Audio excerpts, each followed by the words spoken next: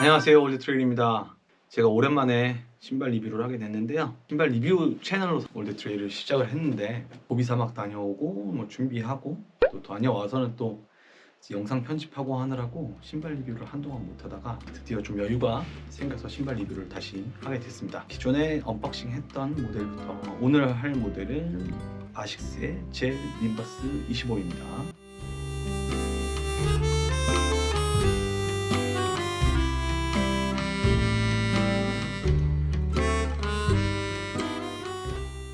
미스테리 슈즈 버전으로 언박싱을 했었고요.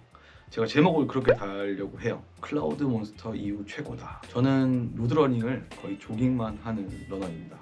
느린 장거리 훈련 정도는 하지만 포인트 훈련은 거의 하지 않아요. 트레일 러닝화들은 저한테 뭐 이런 모델은 이런 매력이 있고 저런 모델은 또 저런 매력이 있고 한데 로드러닝은 제가 딱 입맛이 정확해야 된다고 할까요? 못 신겠는 신발들이 굉장히 많아요. 잘 맞는 신발을 찾기가 어려운 그런 사람입니다. 온러닝의 클라우드 몬스터를 굉장히 좋아하는데 만약에 저 같은 신발 리뷰어가 아니라면은 잘 맞는 신발이 있으면 그걸 계속 착용하시면 좋겠지만 저는 또 새로운 모델을 계속 신어보고 또 리뷰를 해드려야 되는 입장이어서 몇 개를 구입을 했었는데 나이키 알파 프라이드 신발은 무척 좋아요. 빨리 안 달리는 사람이어서 그런지 모르지만 손이 잘 가지 않았고 그 중에서 제일 마음에 들었던 거는 뉴밸런스의 퓨어셀 레벨 V3였습니다.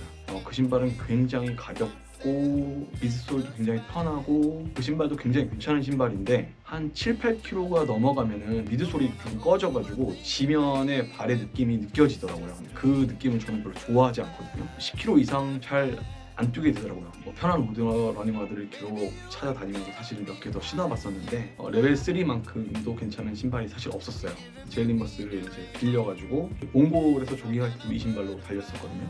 몬스터 이후로는 저에게 가장 잘 맞고 제일 편한 신발이었습니다. 자세한 이야기는 이제 스펙을 알아보면서 일단 아웃솔은 아하 플러스라는 생고무 같은 재질의 아식스가 트레일 러닝화도 아식스 그립이라는 걸 쓰는데 다른 트레일 러닝화들에 비해서도 밀리지 않는 그립감이에요. 굉장히 좋은 아웃솔이고 이 아하 플러스도 딱 적당한 접지하고 또 안정적인 아웃솔이고요. 꽤 많이 신었는데 마모도가 많이 느껴지지 않으시죠? 내구성도 굉장히 훌륭한 것으로 보입니다. 전체적으로 이 가운데 쪽만 제외하고 힐 쪽에 양쪽에 포어프 쪽에 이런 식으로 아웃솔을 덧대놨고요. 아웃솔이 미드솔을 보호하고 있는 형태입니다. 미드솔을 보시겠습니다.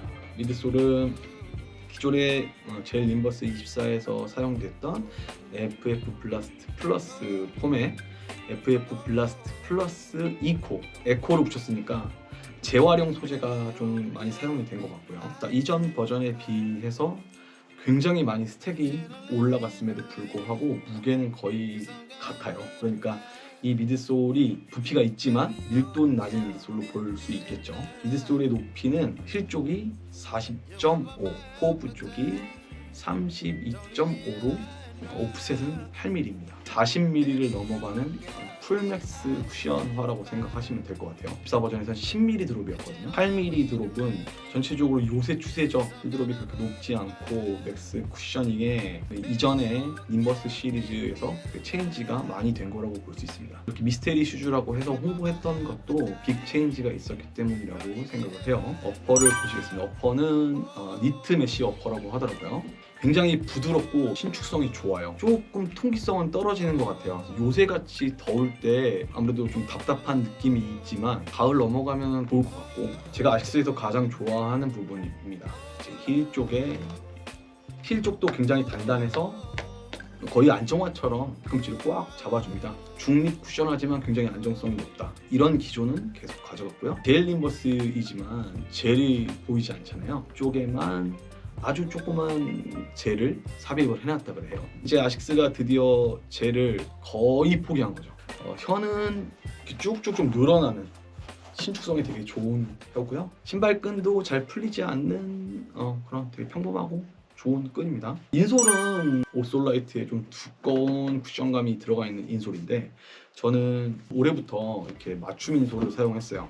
맞춤 인솔은 조금 단단하거든요. 기존에 있는 인솔은 착용해보고 달리진 않았습니다. 느낌만 봐도 굉장히 이 미드솔의 느낌에 이어지게 더 부드럽게 아마 해줬을 것 같아요. 제가 중점적으로 보는 부분은 아스팔트 느낌이 안 느껴지는 게 굉장히 중요하고, 쿠셔닝이 있는 상태에서 안정감이 무너지는 신발들을 굉장히 좋아하지 않습니다. 그래서 안정감이 뛰어난 좀 맥시한 스타일의 쿠션화를 선호를 하는데, 젤린버스가 그런 니즈를 완전히 충족해주는 그런 신발이 아닌가 싶고요. 많은 리뷰들이 나와 있어서 어느 정도 완전히 검증된 신발입니다. 몬스터랑 비교를 해보기 위해서 한두 번 정도 섞어서 신고 달려봤는데요. 쿠션의 감은 물론 다릅니다. 온의 쿠션이 조금 더 반발력 있는 느낌이라면 조금 더 푹신하고 좀 더 안정적인 느낌은 이 젤린버스가 더 좋았어요. 이 신발의 단점도 한번 찾아서 한번 얘기를 해보자면, 젤린버스 24 시절에도 있었던 안쪽에 신다 보면 열감이 생긴다는 이슈가 있었거든요. 24 때는 저도 좀 많이 느꼈었거든요. 근데 25에서도 그런 걸 비슷하게 느끼시는 분들이 있더라고요.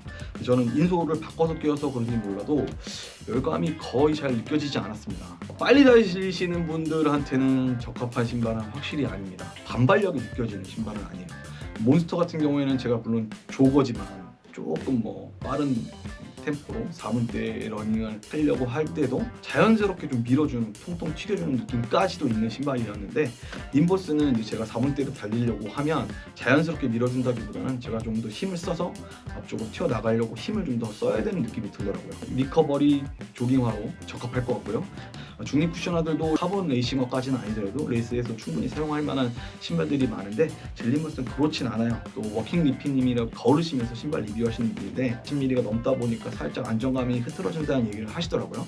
그래서 저는 달리면서 그런 걸 좀 느껴보려고 했었는데, 미드풀 러닝을 하려고 노력을 해서인지 모르겠지만 전혀 저는 안정감에서 문제를 느끼지 못했어요. 크루에서 러닝을 할 때나 이 신발 뭐예요 물어보면 포카에서 새로 나온 신발이냐는 이야기를 되게 많이 들었어요. 이 버전이 아닌 경우에는 이제 아식스의 마크가 굉장히 크게 들어가 있고 전체적인 외모가 딱 아식스의 느낌이 나겠지만, 이 신발 같은 경우에는 진짜 알기가 어렵잖아요. 안정감과 또 착화감은 계속 지켜가면서 아식스가 변화를 굉장히 잘하고 있다고 생각을 합니다. 거의 대부분 모든 러너들한테 추천을 드리고 싶어요.